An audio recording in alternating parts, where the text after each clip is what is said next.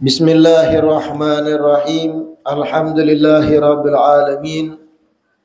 Wassalatu wassalam ala sayyidil mursalin wa imamil muttaqin sayyidina wa maulana Muhammadin wa ala alihi wa sahbihi ajmain. Alhamdulillah, segala puji kembali dan selalu terhatur kehadirat Allah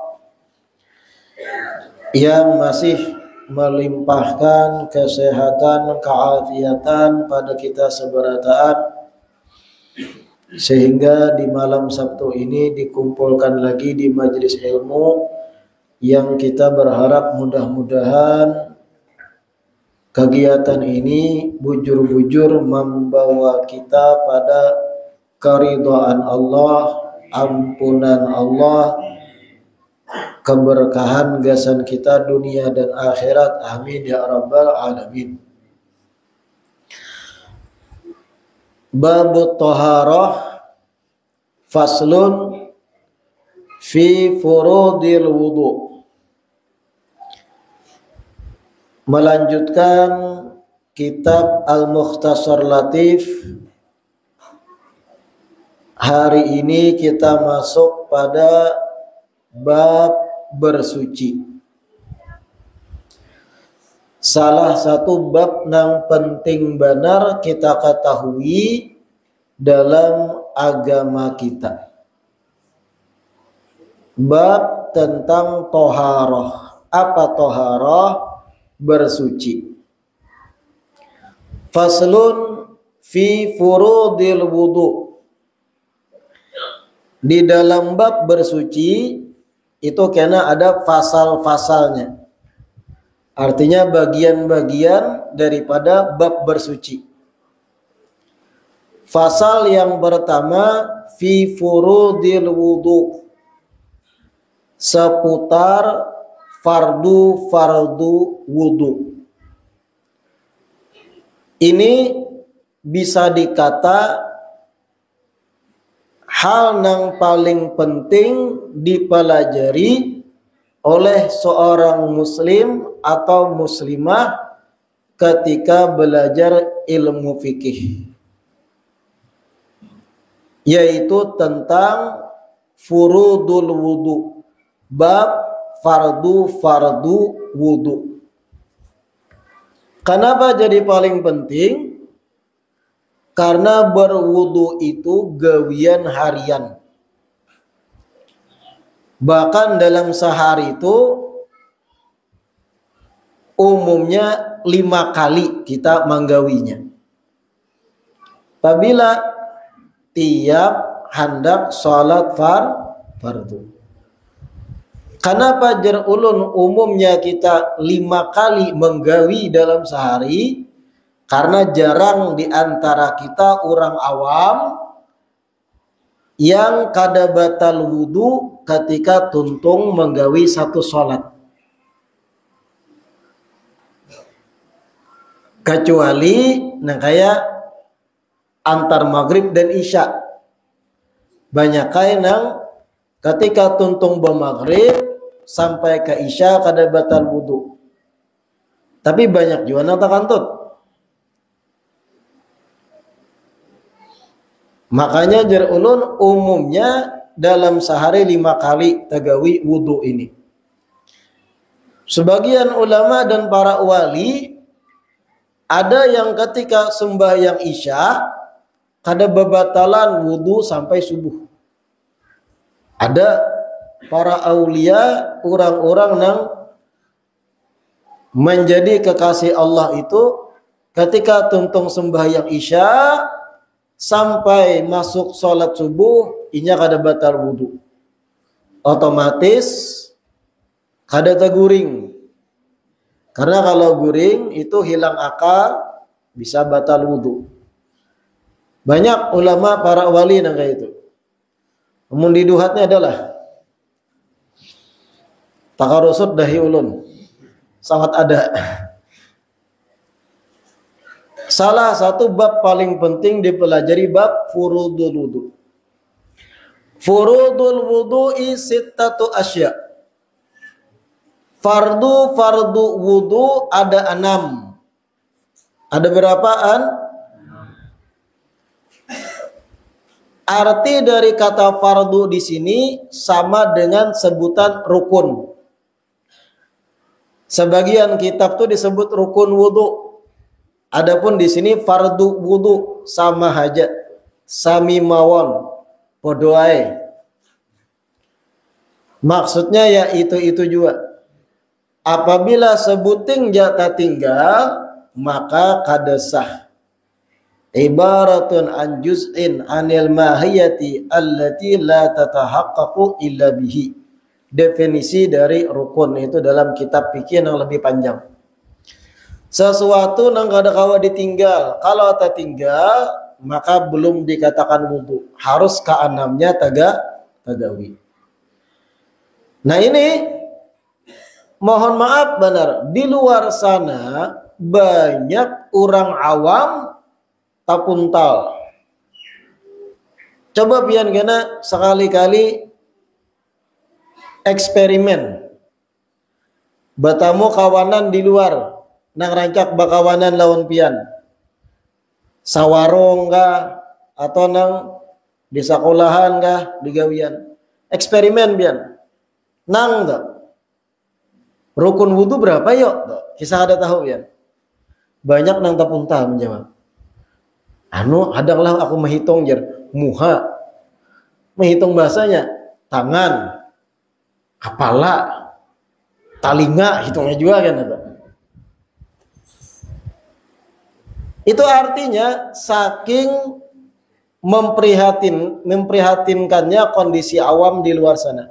Padahal ini yang paling pokok dipelajari. Rukun wudu adaan 6. Al-awwalu, lihat di kitab pian. Yang pertama an-niyatu, niat. Imma niyatu raf'il hadath. Bisa dengan diniatkan mengangkat hadat. Awit taharati lis-shalah. Bisa juga niatnya bersuci gesan sholat. Awil wudu atau niatnya wudu aja. Boleh sah ketiganya gambaran ini. Artinya ketika berwudu boleh pian dalam hati berniat. Di basuhan pertama banyu kana muha. Ujar pian nawaitu raf'al hadath. Sah. Atau bahasa Indonesia niatnya dalam hati, sah. Sengaja aku mengangkat hadat ketika basuhan pertama di muha, sah. Atau niatnya at-tahara li shalah, sengaja aku bersuci gesan sembahyang, sah. Niatnya dalam hati itu. Atau sekalian aku niat berwudu, sah. Kalau hendak yang lebih panjang, nawaitul wudu aliratil hadatil asghari lillahi ta'ala. Sengaja aku berwudu untuk mengangkat hadat kecil karena Allah Ta'ala. Kepanjangan pulang. Yang simpel aja nawaitul wudu dalam hati sah jar ulama. Wa takunu hadhihi niyatu inda ghaslil wajhi. Niat ini letaknya ketika basuhan pertama di muha. Nah ini katakan. Kalau pian ditakuni apabila memasang niat ketika berwudu, ketika basuhan pertama menyentuh muha. Banyunya sudah kena kulit muha. Nah di situ letak niat nawaitul wudu. Jadi jangan berniat itu ketika masih berjalan ke pauduan. Nawaitul wudu itu berjalan. Ada sah. Atau ketika membasuh tangan, nawaitul wudu, ada sah. Letak niat ketika basuhan pertama kena muha. Di situ niatnya tadi. Ingatkan. Lakian binian sama ini. Kalau kena binian beda aja. Sama dalam hal ini. Paham telah? Niatnya boleh tadi mengangkat hadat atau bersuci gesan sholat. Atau tunggal niat beudhuara sah. 3 gambaran. Lebih sempurna tadi nawaitul wudu li raf'il hadatsil asghar lis sholati lillahi ta'ala. Kepanjangan biar habis banyu pauduan. Yang simpel aja. Itu yang pertama, niat dan letaknya di basuhan pertama di muha. Atsani fardu wudu nang kedua, ghuslul wajhi jami'ihi sya'ran wa basharan illa batinal lihyatil kathifati wal 'aridaini al kathifaini. Rukun atau fardu kedua wudu membasuh muha sebukuan, jami'ihi seluruhnya atau sebukuan, sya'ran baik yang berbentuk bulu-buluan di muha, berbentuk rambut atau bulu-buluan di muha, wa basharon dan yang berbentuk kulit di muha. Batasan muha nang wajib kena banyu itu pertama dari tumbuhnya rambut di kepala. Ketika tumbuh rambut ada batasan di dahi, nah itu batasan muha yang paling atas.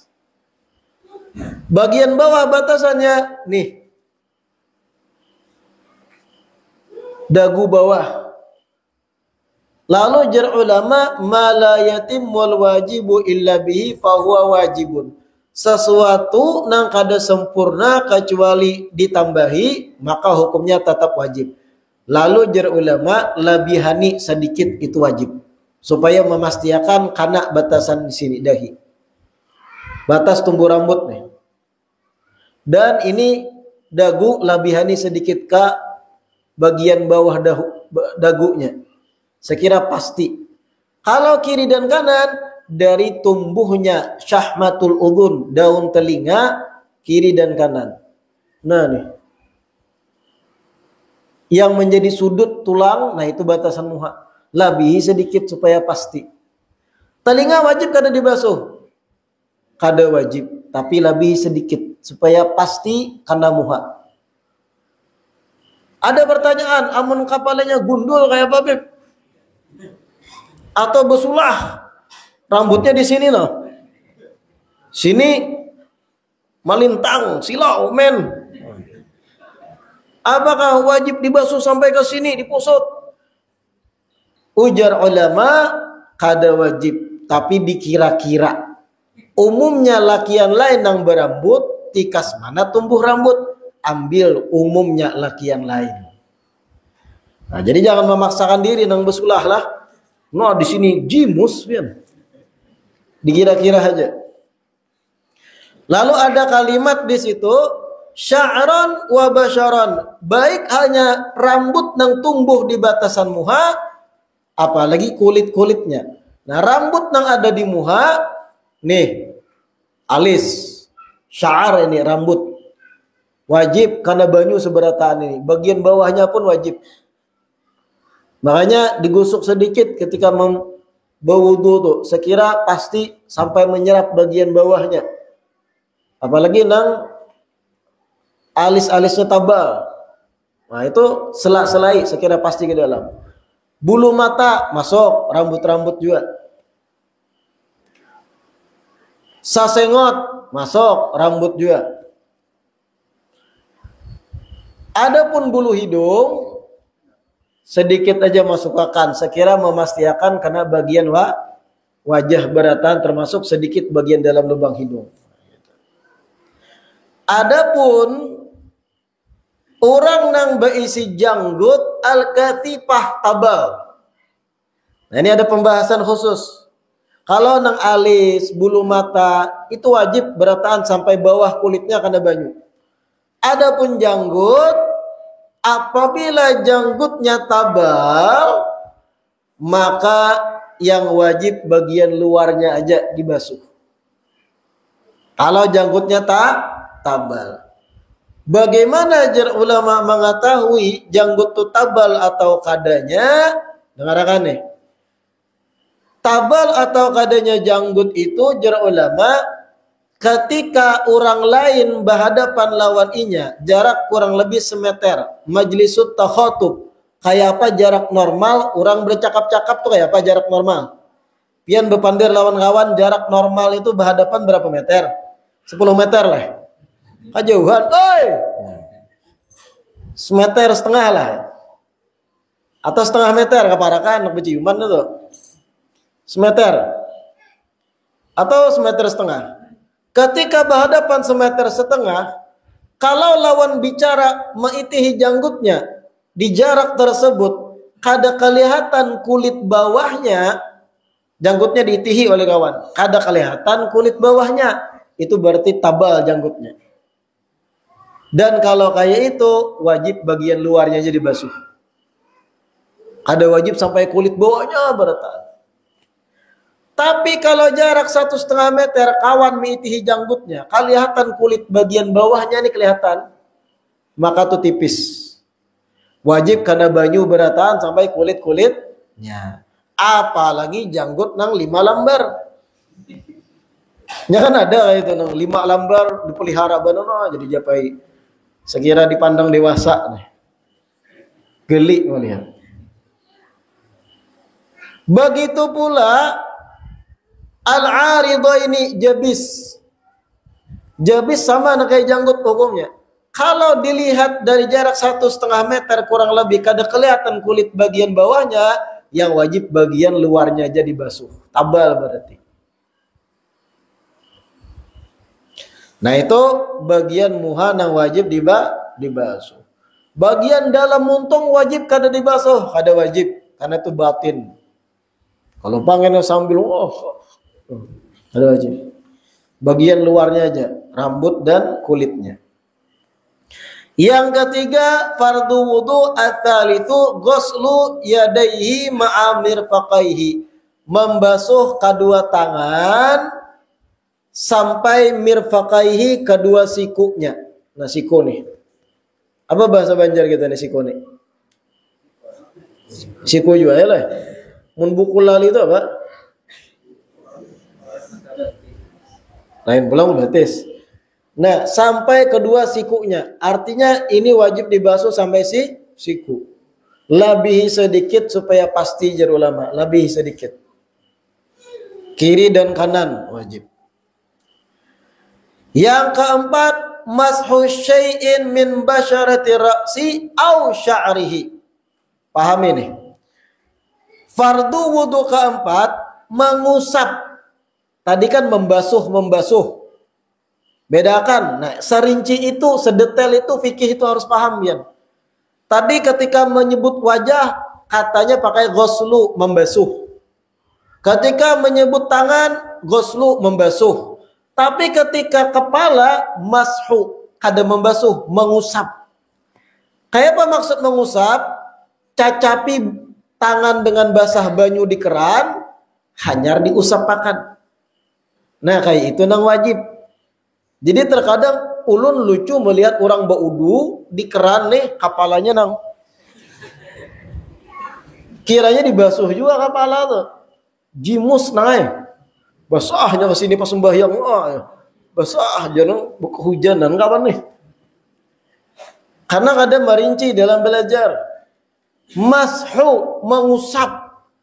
Tangan basahi ditanai ke banyu, hanya usapakan ke kepala. Dan ada dua pilihan. Boleh pian mengusap rambut aja, walau setitik sah. Pian jari sebuting, tanai di keran. Ini sudah basuh muha, basuh tangan sudah, giliran basuh kepala. Pian tanai setitik atau pakai kelingking no, basahi set. Nyet. Sah dalam fikih. Cuman malah lain. Sah-sah aja karena mengusap sedikit. Walau rambutnya aja, walau ada kena kulit dalam, sah. Boleh memilih bagi yang berambut lah. Rambutnya yang diusap atau kulit kepalanya di dalam. Afdal sempurnanya kena ada tuh sunanul wudu di bab selanjutnya itu kena. Tangan kiri kanan dibasahi hanya kayak ini. Itu nang bagusnya. Jadi ngatakan kalau membasuh kepala tuh istilahnya mengusap. Jadi jangan ada lagi batanai di keran kepala, nah kayak itu. Mengusap sedikit itu pun sah. Bagaimana seandainya rambutnya panjang? Lalu ketika giliran membasuh atau mengusap rambut, muha sudah, tangan sudah, tandanya banyu di tangan. Karena rambutnya panjang, di ujungnya aja dia aja. Rambutnya panjang. Sah kada? Ulama mengatakan kada sah. Kenapa? Ujung rambut keluar batasan kepala. Rambut yang masih dalam batasan kepala, artinya pangkalnya. Atau nang kada usah pangkal benar, tapi kalau ditarik masih dalam batasan kepala. Ini khususnya bebinian ketika berwudu. Amun kena di sini kena beketombe aja binian. Ujungnya aja gin, ada sah. Masuk bagian kepalanya set sedikit. Gitu. Atau lalakian rambutnya brokoli. Tahu brokoli lah. Nang keriting odot, kayak itu. Itu kalau ditarik panjang bisa semeter kadang. Bagaimana kalau diusapnya di sini aja? Kalau seandainya ditarik keluar batasan kepala, maka jangan di ujungnya di atas diusap, tapi sela-selai hanya basahi. Sekira masuk batasan kepala. Menang kayak ulun gundul ini praktis lah. Ayang tujuh begundul. Besulapang juga. Itu yang keempat, mashu syai'in min basyarati ra'si aw sya'rihi walau ba'da sya'ratin, walau cuman sehelai rambut. Nah, disebut tadi. Al-khamis yang kelima, ghuslu rijlaihi ma'a ka'baihi. Membasuh. Nah, pakai kata ghuslu pulang untuk batis. Muha ghuslu, tangan ghuslu. Ketika kepala mashu, mengusap. Lalu yang kelima, rukun wudu atau fardu wudu, ghuslu, membasuh ulang. Apa yang dibasuh? Kedua kakinya ma'a ka'baihi, bersamaan dengan mata kaki. Tahu lah mata kaki bian. Nang tulang betimbul kiri kanan betis tuh nah. Nah ini apa bahasa Banjarnya mata kaki itu? Hah? Buku lali. Nah ini buku lali lah. Marah. Wajib karena mata kaki itu, dan wajib labihi sedikit supaya yakin masuk batis. Dan ini membasuh bukan mengusap. Artinya harus mengalir banyu itu karena batis. Asadis yang keenam yang terakhir, at-tartibu hakada, baurutan. Membasuhnya baurutan. Artinya kada boleh batis dahulu, hanyar tangan, hanyar muha. Kada boleh, ada sah. Atau baudu kepala dahulu diusap, hanyar batis, hanyar tangan, hanyar muha. Ditakuni kenapa ikam bodoh kayak itu? Sarah kuai? Mana kawa kayak itu? Sarah kuai nyaman muha.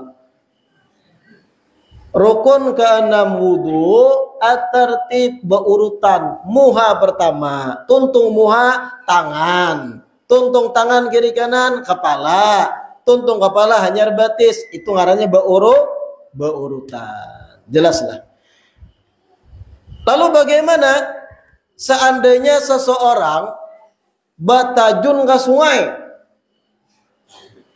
Ketika batajun ke sungai, batinggalam seawakan di dalam banyu najar. Nawaitul wudu, aku sengaja berwudu. Ini ada bergerak dalam banyu atau dalam sungai. Berniat sengaja aku berwudu. Apakah sah wudunya? Ajar ulama. Tahu lah pian jawabannya. Sah.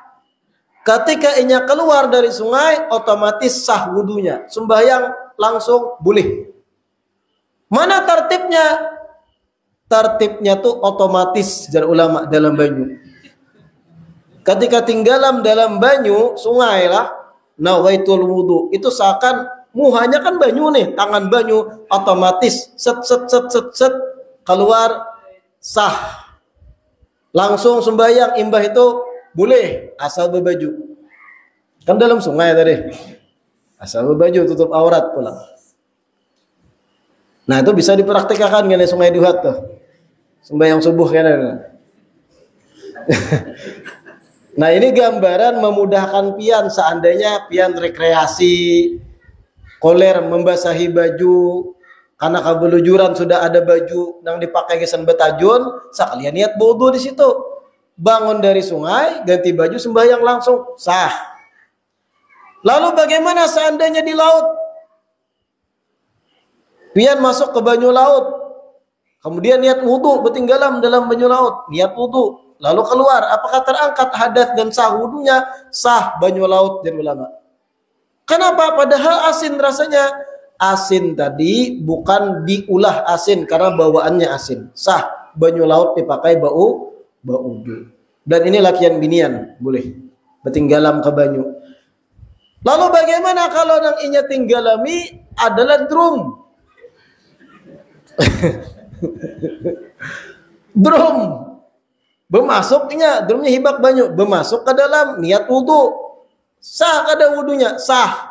Tapi ketika keluar dari drum nang tersisa banyunya di dalam menjadi banyu mustakmal. Kenapa? Kurang 2 kulah. Kurang dengan 2 kulah air mustakmal, karena ada pembahasan itu. Nah, intinya kalau bercabur ke sungai, niat wudu dalam sungai, sah wudunya. Asal jangan setelah niat keluar gelembung di banyu, bekantut, bahasa niat pulang. Tertib bagaimana? Tertibnya otomatis dari ulama dalam banyu itu tadi. Kira-kira mengertilah furudul wudu. Kalau ditakoni orang, berapakah fardu wudu? Jangan ragu dan bimbang. 6. Niat, membasuh muha, membasuh kedua tangan, mengusap rambut atau kepala, membasuh batis, dan tertib. Coba kena pian eksperimen, terjun ke orang awam, ke kawanan di gawian. 4 betakun rukun wudu berapa yuk? Lihat aja bagaimana awamnya umat Islam saat ini dengan fardu wudu. Lucu, seorang muslim, mukmin atau muslimah ketika ditakuni berapa fardu wudu, ngangak-ngangak. Tak lalu. Ketika ditakuni urusan dunia, laju menjawab. Berapa malam tadi skor Liga Champion? Real Betis lawan MU. 4-0. Langsung menjawab. Siapa top skor Piala Dunia 2022? Jawabnya langsung. Siapa pelatih Argentina? Tahunya Bambang Pamungkas. Berapa rukun wudu? Ngangak-ngangak. Apa? Yang lebih penting maka kada mengerti. Mudah-mudahan yang kita baca hari ini bermanfaat. Mudah-mudahan diistiqamahkan duduk belajar di majelis ilmu, dijauhkan dari rasa malas, rasa koler. Amin ya rabbal alamin.